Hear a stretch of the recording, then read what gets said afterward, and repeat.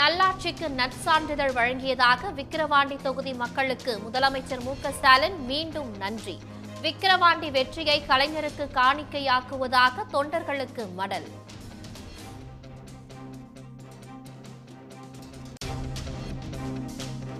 Armstrong கொலை வழக்கில் கைதான ரவுடி திருவேங்கடம் என்கவுண்டரில் சுட்டுக் கொலை. தப்பியோடும் வகையில் கள்ள துப்பாக்கியால் சுட முயன்றதால் சுட்டுக் கொன்றதாக காவல்துறை விளக்கம்.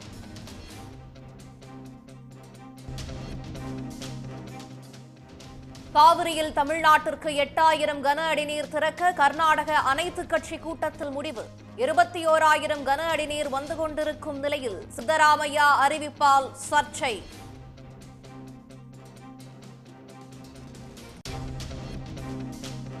நீட் தேர்வு தொடர்பாக முதலமைச்சர் மு.க.ஸ்டாலினுக்கு மக்களவை எதிர்க்கட்சித் தலைவர் ராகுல் காந்தி கடிதம்.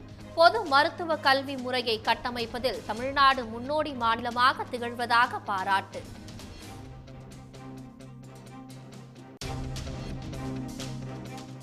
சாத்தூர் அருகே ராம்கோ சிமெண்ட் ஆலை மேலாளர்கள் வீடுகளில் 200 சவரன் நகைகள் கொள்ளை. இருவரது வீடுகளில் தடயங்களை சேகரித்து போலீசார் தீவிர விசாரணை.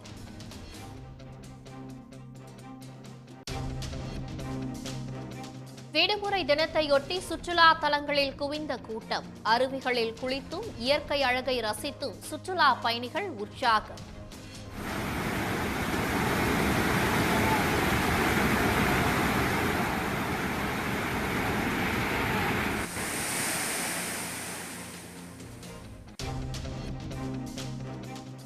ஆம்பூர் அருகே ஊருக்குள் புகுந்த ஒற்றை யானை.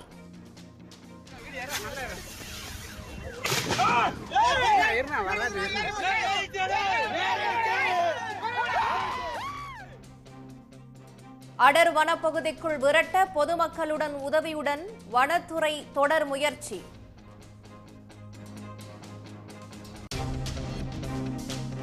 சுமார் 40 ஆண்டுகளுக்கு பின் பூரி ஜெகநாதர் கோயில் பொக்கிஷ அறை திறப்பு.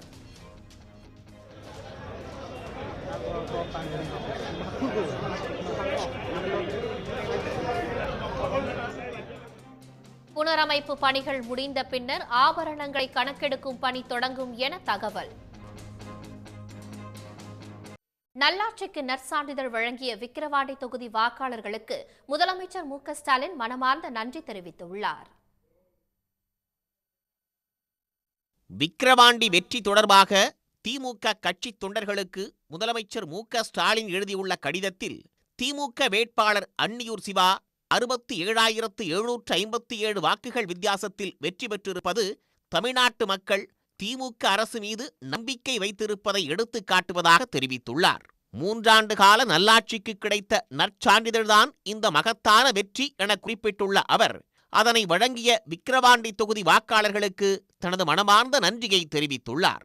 மக்கள் மீது நாமும் நம் மீது மக்களும் நம்பிக்கை வைத்திருப்பதால் இந்த வெற்றி எதிர்பார்த்ததுதான் எனவும் அவர் குறிப்பிட்டுள்ளார். மேலும் இந்த இடைத்தேர்தல் மூலம் திமுக மீது அவதூறுகள் பரப்பி சதி செய்ய நினைத்த வீணர்களுக்கு விக்கிரவாண்டி வாக்காளர்கள் விடையளித்திருப்பதாகவும் இந்த வெற்றியை கலைஞருக்கு காணிக்கையாக்கி மக்களுக்கு தொண்டாற்றும் பணியை தொடர வேண்டும் என்றும் முதலமைச்சர் மு.க.ஸ்டாலின் தெரிவித்துள்ளார்.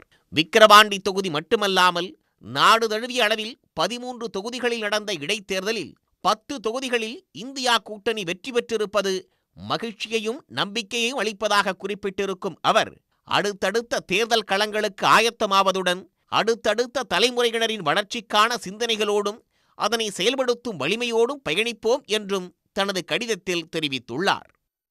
பின்னலாடை தொழிலில் வங்கதேசம் மற்றும் சீன நாடுகளுடன் போட்டி போட்டு வரும் திருப்பூர் உற்பத்தியாளர்கள் தற்போது வட மாநிலங்களில் ஆடை உற்பத்தி அதிகரிப்பால் பெரும் இழப்பை சந்தித்து வருகின்றனர். உள்நாட்டு சந்தையில் 60% வர்த்தக இழப்பை சந்தித்துள்ள தங்களுக்கு ஒன்றிய மாநில அரசுகள் உதவ வேண்டுமென ஆயத்த ஆடை உற்பத்தியாளர்கள் கோரிக்கை விடுத்துள்ளனர். திருப்பூர் மாவட்டத்தில் உள்ள 15,000க்கும் மேற்பட்ட பின்னலாடை நிறுவனங்களை நேரடியாகவும் மறைமுகமாகவும் சுமார் 3 லட்சம் தொழிலாளர்கள் வேலை பார்க்கின்றனர்.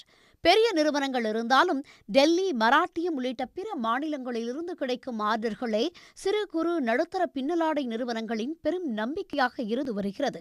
அவ்வாறு உற்பத்தியில் கோலோச்சிய நிறுவனங்கள் கடந்த சில ஆண்டுகளாக ஏற்றுமதியில் பெரும் இழப்பை சந்தித்திருக்கின்றன. இதற்கு வங்கதேசம் மற்றும் சீனா நாடுகள் உற்பத்தி செய்து சந்தைப்படுத்தும் சிந்தட்டிக் காட்டன், பாலிஸ்டர் உடைகள்தான் காரணம் என்கின்றனர் திருப்பூர் ஏற்றுமதியாளர்கள்.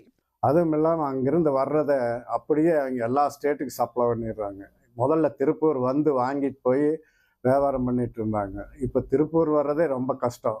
யாருமே வராத அளவுக்கு ஆகிடுது. எல்லாருமே அங்கங்கே வெளிநாட்டு துணிகளை வாங்கி எல்லாம் சப்ளை பண்ணி அங்கங்கே ப்ரொடக்ஷன் பண்ணி சப்ளை பண்ணிடுறாங்க. ஏற்றுமதி ஒரு பக்கம் பாதித்திருக்க, தற்போது உள்நாட்டு வர்த்தகமும் 60% சரிவை கண்டிருப்பது உற்பத்தியாளர்களை கலக்கமடையச் செய்துள்ளது. இதற்கு மாநிலங்களுக்கிடையே உற்பத்தி செலவினத்தில் நிலவும் வேறுபாடுதான் காரணம் என்கின்றனர் உற்பத்தியாளர்கள். சூரத், லூதியானா உள்ளிட்ட இடங்களிலிருந்து மூலப்பொருட்கள் கொள்முதல் செய்தல் உள்ளிட்ட காரணங்களால் தமிழ்நாட்டில் உற்பத்தி செலவு அதிகரித்துள்ளதாகவும், இதனால் டெல்லி உள்ளிட்ட வட இந்திய மாநிலங்களிலிருந்து திருப்பூர் நிறுவனங்களுக்கு கிடைத்த ஆர்டர்கள் குறைந்துவிட்டதாகவும் உற்பத்தியாளர்கள் கூறுகின்றனர். வட மாநிலத்திலே பார்த்தீங்கன்னா சூரத்து, மகாராஷ்டிரா இப்படி மாதிரி, ஒரிசா இப்படி மாதிரி ஏரியாவில் வந்துங்க இந்த உற்பத்தியை அங்கே தொடங்கிட்டாங்க பார்ட்டிங்க, அதாவது வியாபாரிகள். அப்படிங்கும்போது திருப்பூருக்கு வர வேண்டிய 30,000 கோடி வருஷம் ஒன்று பண்ணிட்டு இருக்கிறோம். அந்த ஆர்டர் 60 to 70% இப்போ குறைஞ்சு போச்சுங்க. இது நாளாக உள்நாட்டு சந்தை பார்த்தீங்கன்னா நாம் திருப்பூர் முழுமையாக இழக்கிற மாதிரி ஒரு அபாயம் ஆயிடுது. இதை தமிழக அரசு போர்க்கால அடிப்படையில் தடுக்கணும். அப்படின்னா இதுக்கு தனியாக ஒரு IAS தலைமையில் ஒரு குழு அமைச்சு இந்த தொழிலை வெளி மாநிலத்துக்கு போகாத அளவு தடுக்க நிறுத்துறதுக்கு தமிழக அரசு இதுக்கு வழி செய்யணும் அப்படின்னு நான் கேட்டுக்கிறேன். குஜராத், பஞ்சாப் மாநிலங்களில் உள்ளூரிலேயே மூலப்பொருட்கள் கிடைப்பதால் அங்கு உற்பத்தி செலவு கணிசமாக குறைகிறது. இதன் காரணமாக அவர்களுக்கு அதிக ஆர்டர்கள் கிடைப்பதாகவும், திருப்பூர், காதர்பேட்டை உள்ளிட்ட இடங்களில் உள்ள நிறுவனங்களில் பனியன் வர்த்தகம் சரிவை சந்தித்துள்ளதாகவும் வியாபாரிகள் வேதனை தெரிவித்துள்ளனர். இங்கே உட்கார்ந்து நாங்கள்லாம் பழைய ஆளுக தான் கொஞ்ச ஆளு வியாபாரம் பண்ணிட்டு இருக்கிறோம். புதுசாக வர்றவங்கெல்லாம் பணத்தை கொண்டாந்து போட்டு காணாமல் போயிடுறாங்க. டொமஸ்டிக் மார்க்கெட் அழியாத அளவுக்கு என்ன பண்ண முடியுமோ கவர்மெண்ட் பார்த்து இதுக்கு தனி கவனம் செலுத்தணும். காதர்பேட்டை வியாபாரம் முதல்ல பார்த்தீங்கன்னா வருஷம் 20,000 கோடி ரூபாய்க்கு வியாபாரம் ஆகிட்டு, இப்போ 2 கோடி ரூபாய்க்கு கூட ஆகிறது இல்லை. சுத்தமாகவே மார்க்கெட் க்ளோஸ் ஆகிடுச்சு. பாதி கடை காலி ஆயாச்சு. இனி இருக்கிறது ஒரு 100-200 கடைக்கு தான் இருக்கு. அதுவுமே இன்னும் 2 வருஷம் போச்சுன்னா இருக்குமா இல்லையாங்கிறது தெரியாது. தொடர்ந்து நலிவுற்று வரும் பின்னலாடை தொழிலை மீட்க வேண்டும் என்று கோரிக்கை வைத்துள்ள ஆடை உற்பத்தியாளர்கள் இறக்குமதி துணிகளுக்கான வரியை ஒன்றிய அரசு குறைக்க வேண்டும் என்று வலியுறுத்துகின்றனர். அதே நேரத்தில் உள்நாட்டு தொழிலை பாதுகாக்கவும், மாநிலத்தில் செயற்கை துணி உற்பத்தியை ஊக்குவிக்கவும் தமிழ்நாடு அரசு சிறப்பு குழுவை அமைக்கவும் வர்த்தகர்கள் கோரிக்கை விடுத்துள்ளனர். புற்றுநோயால் பாதிக்கப்பட்ட இந்திய கிரிக்கெட் அணியின் முன்னாள் பயிற்சியாளர் அனுஷ்மான் கெய்க்வாடுக்கு BCCI 1 கோடி ரூபாய் நிதி உதவி அறிவித்துள்ளது. 71 வயதான கேக்வாட்டுக்கு பொருளாதார ரீதியாக உதவி செய்யுமாறு அவர் சார்பில் BCCIக்கு கோரிக்கை வைக்கப்பட்டது. இதை அறிந்த முன்னாள் கேப்டன் கபில் தேவ் தனது பென்ஷன் தொகையை தனது நண்பரும் சக வீரருமான கேக்வாடுக்கு கொடுப்பதாக அறிவித்தார். இந்நிலையில் BCCI சார்பில் உடனடியாக 1 கோடி ரூபாய் நிதியுதவி அளிக்க அதன் செயலாளர் ஜெய்ஷா உத்தரவிட்டுள்ளார். அத்துடன் நிலைமை குறித்து கண்காணித்து BCCIக்கு தெரிவிக்கவும் குடும்பத்தினரை அவர் கேட்டுக் கொண்டுள்ளார். 1974 மேற்கிந்திய தீவுகளுக்கு எதிராக டெஸ்ட் போட்டியில் அறிமுகமான கெய்க்வாட் 12 ஆண்டு காலம் கிரிக்கெட்டில் பயணித்து 40 டெஸ்ட் மற்றும் 15 ஒருநாள் கிரிக்கெட் போட்டிகளில் ஆடியுள்ளார். 2 முறை இந்திய அணியின் பயிற்சியாளராகவும் செயற்பட்டு வந்துள்ளார். சென்னை அண்ணா நகரில் நடைபெற்ற மகிழ்ச்சி வீதி நிகழ்ச்சியில் சிறியவர்கள் முதல் முதியவர்கள் வரை ஏராளமானோர் கலந்து கொண்டு கொண்டாடி மகிழ்ந்தனர். சென்னை, கோவை உள்ளிட்ட பெருநகரங்களில் பணி, வீடு என முடங்கி கிடக்கும் மக்களை உற்சாகப்படுத்தும் விதமாக மகிழ்ச்சி வீதி அறிமுகப்படுத்தப்பட்டது.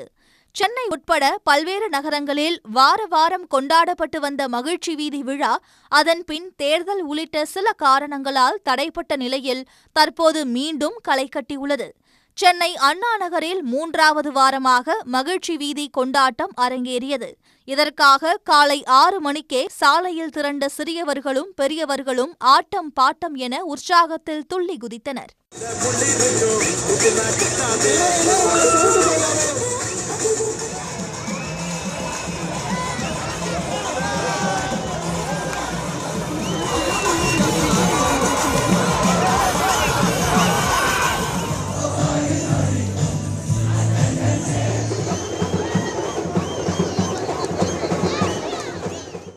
நிகழ்ச்சியின் ஒரு பகுதியாக சிறுவர்கள் கம்பம் மீது ஏறி யோகாசனங்களை செய்து பார்வையாளர்களை மெய்சிலிர்க்க வைத்தனர்.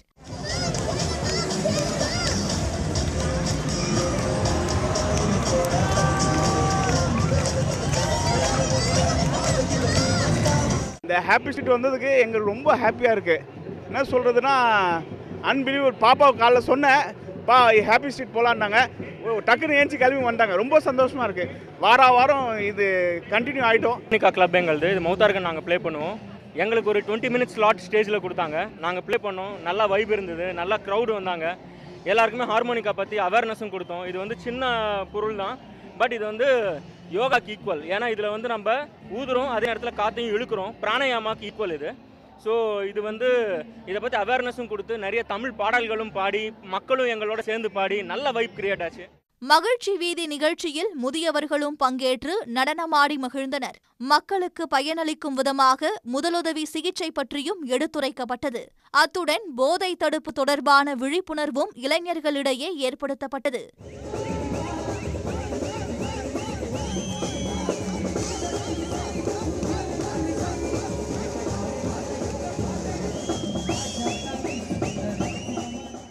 மகிழ்ச்சி வீதி நிகழ்ச்சியை ஒட்டி அண்ணா நகர் பகுதியில் மாநகர போக்குவரத்து போலீசார் காலை 9 மணி வரை போக்குவரத்தில் மாற்றம் செய்திருந்தனர்.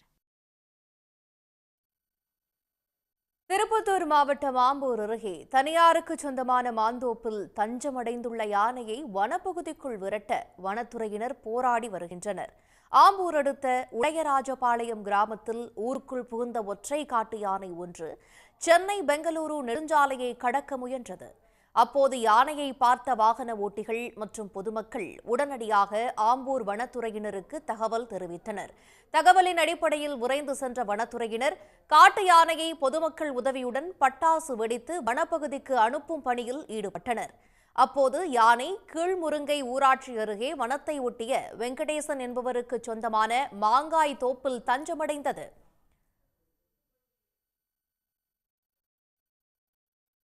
தகவல் அறிந்து சம்பவ இடத்திற்கு சென்ற வேலூர் நாடாளுமன்ற உறுப்பினர் கதிரானந்த், மாவட்ட ஆட்சியர் தர்பகராஜ், ஆம்பூர் சட்டமன்ற உறுப்பினர் வில்வநாதன் ஆகியோர் விரைந்து சென்று வனத்துறை அதிகாரிகளுடன் ஆலோசனை மேற்கொண்டு யானையை விரட்ட உத்தரவிட்டனர். அதன் பேரில் யானையை அடர்ந்த காட்டுக்குள் விரட்ட தர்மபுரி மற்றும் கிருஷ்ணகிரி மாவட்டங்களில் இருந்து வனவேட்டை தடுப்பு காவலர்கள் 7 பேர் கொண்ட குழுவினர் வருகை தந்துள்ளனர். விடுமுறை தினம் என்பதால் தமிழ்நாட்டின் பல்வேறு பகுதிகளில் உள்ள சுற்றுலா தலங்களில் அதிகாலை முதலே சுற்றுலா பயணிகள் குவிந்தனர்.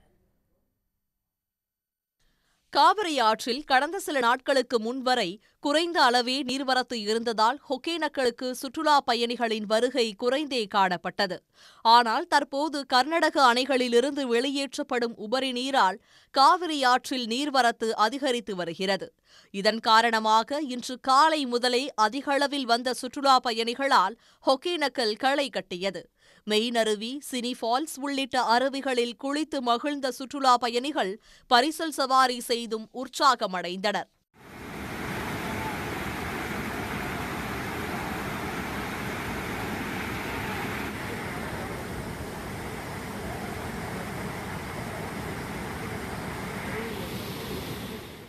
குற்றாலத்தின் மெயினருவி, ஐந்தருவி, புலியருவி உள்ளிட்ட அனைத்து அருவிகளிலும் குளிப்பதற்காக சுற்றுலா பயணிகள் திரண்டதால் கூட்டத்தை கட்டுப்படுத்துவதற்காக வரிசை முறை நடைமுறைப்படுத்தப்பட்டுள்ளது.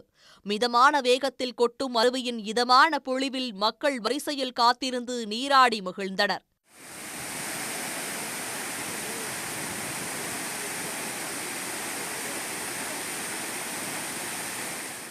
இரண்டாவே வரோம். ஆனால் இந்த வட்டம் கொஞ்சம் கூட்டம் அதிகமாக இருக்கனால 1 மணி நேரம் நிற்கிறோம். அப்படி இன்னும் போக முடியல. கொஞ்சம் கூட்டம் அதிகமாக இருக்குது, விட மாட்டேங்கிறாங்க. தண்ணி ரொம்ப கம்மியாக வரனால கொஞ்சம் லேட் ஆகுது. 2 நிமிஷம் தான் விட்றாங்க போல உள்ள. இங்கே அரை மணி நேரம் க்யூவில் நின்றோம். காலையில் செஞ்சோம். கரெக்டாக போலீஸ் நல்லா பாதுகாப்பாக கொடுக்குறாங்க. 10 நிமிஷம் குளிக்க விட்டுட்டு விரட்டிட்டாங்க. சீசன் நல்லா இருக்கு, சரியான கூட்டங்க. தேனி மாவட்டம் ஆண்டிப்பட்டி அடுத்துள்ள மேகமலை அருவியில் நீர்வரத்து அதிகரித்துள்ளது. இதனால் ஆண்டிப்பட்டி மற்றும் சுற்றுவட்டார பகுதிகளிலிருந்து குடும்பத்துடன் வந்திருந்த ஏராளமான சுற்றுலா பயணிகள் அருவியில் ஆனந்த குளியலிட்டனர்.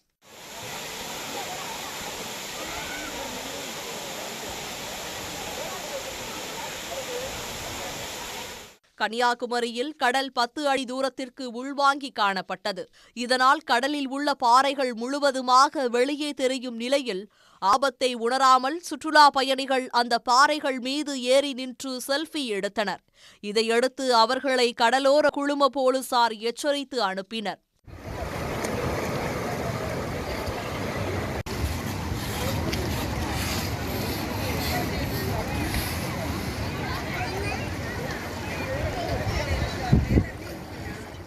சுற்றுலா தலங்கள் மட்டுமின்றி பிரசித்தி பெற்ற கோயில்களிலும் கூட்டம் அதிகரித்தே காணப்பட்டது. திருவண்ணாமலை அண்ணாமலையார் கோயிலுக்கு தமிழ்நாடு மட்டுமின்றி கேரளா, ஆந்திரா, கர்நாடகா உள்ளிட்ட அண்டை மாநிலங்களிலிருந்து ஏராளமான பக்தர்கள் வருகை புரிந்தனர். இதனால் தரிசனத்திற்காக 4 மணி நேரத்திற்கு மேலாக காத்திருக்கும் சூழல் உருவானது.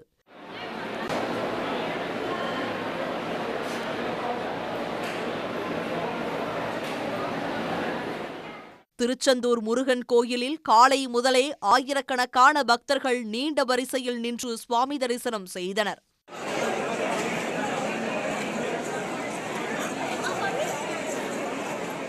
இந்நிலையில் திருச்செந்தூர் கோயிலுக்கு ஜப்பானை சேர்ந்த 5 பெண்கள் உட்பட 6 பேரை கொண்ட பக்தர்கள் குழு கழுத்தில் ருத்ராட்சம் அணிந்தபடி வரிசையில் காத்திருந்து தரிசனம் செய்ததை அங்கிருந்த பக்தர்கள் ஆச்சரியத்துடன் பார்த்தனர். மதுரை மாவட்டம் திருமங்கலம் அருகே 10 மூதாட்டிகள் மட்டுமே வைத்துக் கொண்டு அதிமுக முன்னாள் அமைச்சர் ஆர்பி உதயகுமார் கூட்டம் நடத்தியதுடன் சாலையை மறித்து கூட்டம் போட்டதால் பொதுமக்கள் வாக்குவாதத்தில் ஈடுபட்டனர். திருமங்கலம் அருகே கப்பலூர் கிராமத்தில் கஞ்சா உள்ளிட்ட போதை ஒழிப்பு விழிப்புணர்வு கூட்டம் அத்தொகுதியின் சட்டமன்ற உறுப்பினரும் அதிமுக முன்னாள் அமைச்சருமான ஆர்பி உதயகுமார் தலைமையில் நடைபெற்றது. கப்பலூர் பஞ்சாயத்து அலுவலகம் அருகே சாலையின் குறுக்கே நாற்காலிகளை போட்டு கூட்டம் நடத்தியதால் யாரும் செல்ல முடியாத நிலை ஏற்பட்டது. அப்போது அந்த பகுதியில் நடந்த இல்ல நிகழ்ச்சிக்கு ஊர்வலமாக வந்தவர்களுக்கு வழிவிடாமல் மறைத்ததால் இரு தரப்பினருக்கும் இடையே வாக்குவாதம் ஏற்பட்டது. பின்னர் ஆர்பி உதயகுமார் உரை நிகழ்த்திய போது அதனை அப்பகுதி மக்கள் யாரும் கண்டுகொள்ளாத நிலையில் 10 மூதாட்டிகள் மட்டுமே பங்கேற்றது வேடிக்கையாக இருந்தது.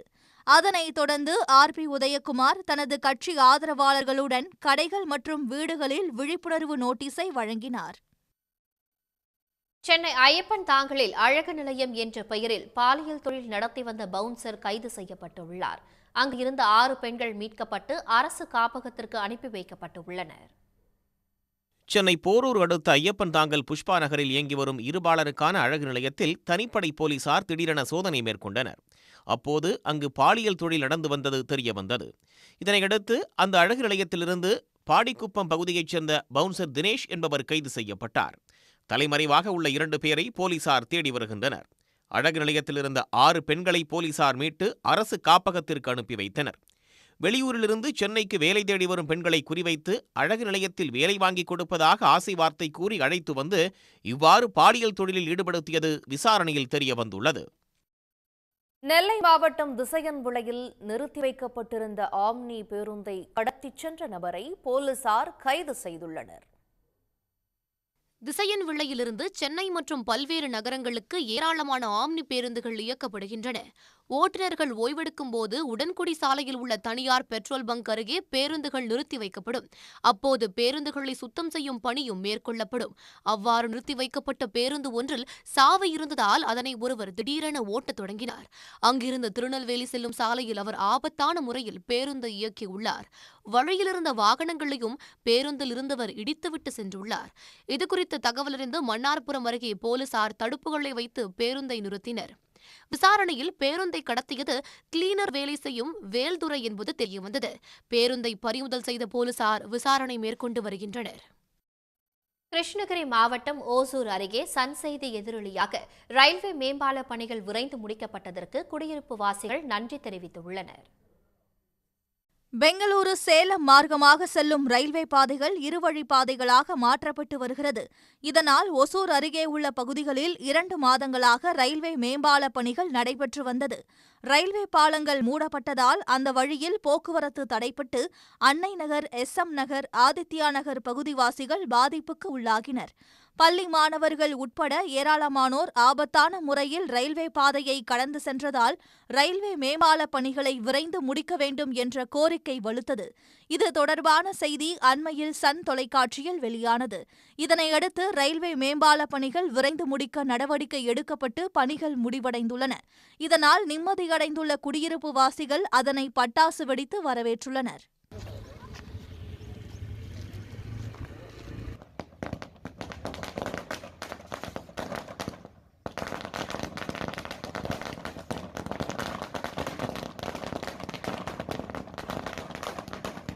இந்த பாலத்தை நம்பி தான் நாங்கள் பயன்படுத்திட்டு இருந்தோம்.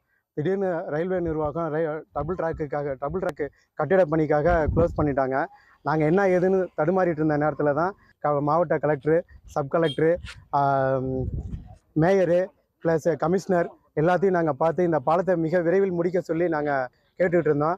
அந்த நேரத்தில் எங்களுக்கு சன் டிவி எங்களுக்கு எங்களுடைய கோரிக்கையை உலகம் முழுக்க பரவ செய்து இந்த பாலத்தை மிக விரைவாக முடிக்க வைத்த அனைவருக்கும் நன்றி. நீட் தேர்வை ரத்து செய்ய கோரி தஞ்சாவூரில் 300க்கும் மேற்பட்ட மாணவர்கள் கண்டன பேரணியில் ஈடுபட்டனர். தஞ்சை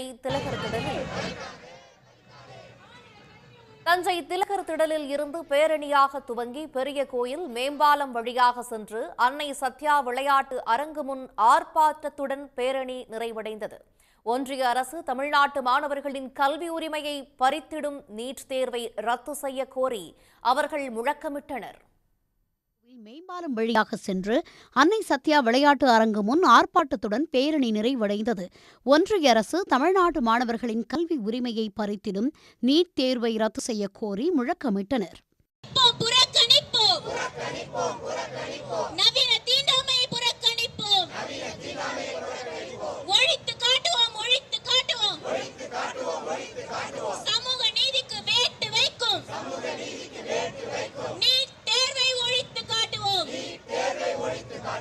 இதேபோன்று நீட் தேர்வை ஒன்றிய அரசு ரத்து செய்ய வேண்டும் என்று வலியுறுத்தி திராவிடர் கழக இளைஞர் அணி மற்றும் மாணவர் திராவிடர் கழகம் சார்பில் இருசக்கர வாகன பரப்புரை பயணம் கும்பகோணத்திலிருந்து சேலம் புறப்பட்டது. ராமநாதபுரத்திலிருந்து தொடங்கிய மோட்டார் சைக்கிள் பேரணி கும்பகோணம் வந்தடைந்தது. திருவண்ணாமலை செங்கத்திலும் பேரணி மற்றும் போராட்டம் நடைபெற்றது. ராமநாதபுரம் அருகே தனியார் மனவளர்ச்சி குன்றியோர் உண்டு உறைவிட சிறப்பு பள்ளியில் தங்கியிருந்த சிறுமிக்கு பாலியல் தொந்தரவு செய்த நிர்வாகியை போலீசார் போக்சோ வழக்கு பதிவு செய்து தேடி வருகின்றனர். ராமநாதபுரம் அருகே அரசு அனுமதி பெற்ற தனியார் மனவளர்ச்சி குன்றியோர் உண்டு உறைவிட சிறப்பு பள்ளியொன்று இயங்கி வருகிறது. இதில் சிறுமிகள் உட்பட 50க்கும் மேற்பட்டோர் தங்கி படித்து வருவதாக கூறப்படுகிறது. இந்த நிலையில் காப்பகத்தில் தங்கியிருந்த ஒரு சிறுமிக்கு நிர்வாகி பாலியல் தொந்தரவு கொடுத்ததாக சிறுமியின் பெற்றோர் புகார் அளித்தனர். அதன் பேரில் அனைத்து மகளிர் காவல்துறையினர் போக்சோ வழக்கு பதிவு செய்து விசாரித்து வருகின்றனர். மேலும் இதுகுறித்து மாவட்ட மாற்றுத்திறனாளிகள் துறை சார்பாக தமிழ்நாடு அரசுக்கு புகார் தெரிவிக்கப்பட்டுள்ளது. விரைவில் மனவளர்ச்சி குன்றியோர் சிறப்பு பள்ளி மீது நடவடிக்கை இருக்கும் என தெரிவிக்கப்பட்டது. இதனிடையே மறைவாக உள்ள பள்ளி நிர்வாகியை காவல்துறையினர் தேடி வருகின்றனர். பிறவியிலேயே செவித்திறன் பேச்சுத்திறன் இழந்த 3 வயது சிறுவனை கள்ளக்குறிச்சி அரசு மருத்துவக் கல்லூரி மருத்துவமனை மருத்துவர்கள் அறுவை சிகிச்சை மூலம் பேசவும் கேட்கவும் வைத்துள்ளனர். 15 லட்சம் ரூபாய் வரை செலவாகும் சிகிச்சையை கலைஞரின் மருத்துவ காப்பீட்டு திட்டத்தின் மூலம் இலவசமாக அளித்த அரசுக்கு பெற்றோர் நன்றி தெரிவித்துள்ளனர். கச்சிராயபாளையம் அடுத்த மாத்தூர் கிராமத்தை சேர்ந்த ஆனந்த் பாபு பவித்ரா தம்பதியின் 3 வயது மகன் கோவேந்தன். பிறந்தது முதலே செவித்திறன் குறைபாடுடன் இருந்த கோவேந்தனுக்கு 3 வயது நிறைவடையும் போதுதான் பிறவி காது கேளாத நோய் இருப்பதை பெற்றோர்கள் அறிந்துள்ளனர். இதன் காரணமாக கோவேந்தனுக்கு பேச்சுத்திறன் குறைபாடும் இருந்துள்ளது. மகனின் செவித்திறனை மீட்க பல்வேறு தனியார் மருத்துவமனைகளில் ஏறி இறங்கிய பெற்றோருக்கு சிகிச்சையளிக்க 10 முதல் 15 லட்சம் ரூபாய் வரை செலவாகும் என தெரிய வந்ததால் அதிர்ச்சியும் ஏமாற்றமுமே எஞ்சியுள்ளது. பேசவும் மாட்டான். நாங்க பேச்சுதான் உனக்கு வரல, சரி 6 வயசுக்கு அப்புறம் பேசுவான்னு நினைச்சிட்டு இருந்தோம். ஆனா ஹாஸ்பிட்டல் செக் பண்ணி பார்த்ததுக்கு அவனுக்கு காது கேட்கல அப்படின்னு சொல்லி சொன்னாங்க. சரி வெளியில போய் பார்த்தா வெளியில ஆபரேஷன் பண்ணணும்னு சொல்லி சொன்னாங்க. சரி ஆபரேஷன் பண்ணணும்னு சொன்னாங்க. எவ்வளவு ஆகும்னு சொல்லி கேட்டது 10 லட்சத்துக்கு மேல ஆகும்னு சொல்லி சொன்னாங்க. 10 லட்சத்துக்கு நாங்க ரொம்ப ஏழையான குடும்பம், எங்களால சமாளிக்க முடியாது அப்படின்னு நினைச்சிட்டு இருக்கும் போது சரி ஜிகேஜி புது மருத்துவமனைக்கு போகலாம் அப்படின்னு சொல்லி ஜிகேஜி புது மருத்துவமனைக்கு வந்தோம். முதலமைச்சர் விரிவான காப்பீட்டு திட்டத்துல நாங்க ஆபரேஷன் பண்றோமா, பயப்பட வேண்டாம் அப்படின்னு சொல்லி ஒரு தெம்பு கொடுத்தாங்க. தெம்பு கொடுத்து அதே மாதிரி அவங்க 8ஆம் தேதி அட்மிஷன் போட்டாங்க, 12ஆம் தேதி ஆபரேஷன் பண்ணாங்க. இப்போ என் பையன் முன்னைக்கு இம்ப்ரூவ்மெண்ட் நிறையவே இருக்கு. கடைசி புகலிடமாக கள்ளக்குறிச்சி அரசு மருத்துவக் கல்லூரி மருத்துவமனையை பெற்றோர் அணுகிய போது சிறுவனை பரிசோதித்த காது மூக்கு தொண்டை பிரிவு மருத்துவர்கள் கணேஷ் ராஜா, வாசுகி பிறவி காது கேளாமையை அறுவை சிகிச்சை மூலம் குணப்படுத்த முடிவு செய்துள்ளனர்.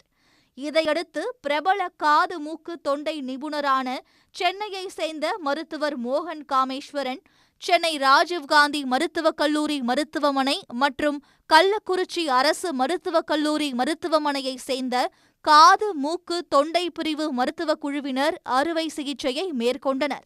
அந்த பையனுக்கு அவங்க பேரண்ட்ஸ் பிறவிலேயே காது கேட்காது, பேச முடியாது என்று பல பேர் இங்கே சிகிச்சைக்காக வந்தாங்க. சிகிச்சைக்கு வந்த பிறகு இங்கே உள்ள காது மூக்கு தொண்டை பிரிவு மருத்துவர்கள் அவரை கடந்த 6/6/2004 அன்று பரிசோதித்து அவருக்கு காக்லர் இம்ப்ளான்ட் என சர்ஜரி பண்ணணும்னு சொன்னாங்க. இந்த அறுவை சிகிச்சையானது இது வரைக்கும் நம்மள விழுப்புரம் மாவட்டத்திலே கள்ளக்குறிச்சி மாவட்டத்திலே நடைபெறவில்லை. புதியதாக இந்த அறுவை சிகிச்சை செய்யணுங்கிறது ஒரு தீர்மானிக்கப்பட்டது. பெற்றோரின் ஏழ்மை நிலைமையை கருத்தில் கொண்டு கலைஞர் மருத்துவ காப்பீடு திட்டத்தில் அறுவை சிகிச்சை மேற்கொள்ளப்பட்டது. இதன் மூலம் குணமடைந்த கோவேந்தனின் குரலை முதல் முறையாக கேட்டு மகிழ்ந்த சிறுவனின் பெற்றோர் 15 லட்சம் ரூபாய் வரை செலவாகும் சிகிச்சையை இலவசமாக வழங்கிய அரசு மருத்துவர்களுக்கும் தமிழ்நாடு அரசுக்கும் நன்றி தெரிவித்துள்ளனர். சன் செய்திகளுக்காக கள்ளக்குறிச்சி செய்தியாளர் ஹரிபிரசாத். உடனுக்குடன் செய்திகளை தெரிந்து கொள்ள சன் நியூஸ் பெல் ஐகானை கிளிக் பண்ணுங்க.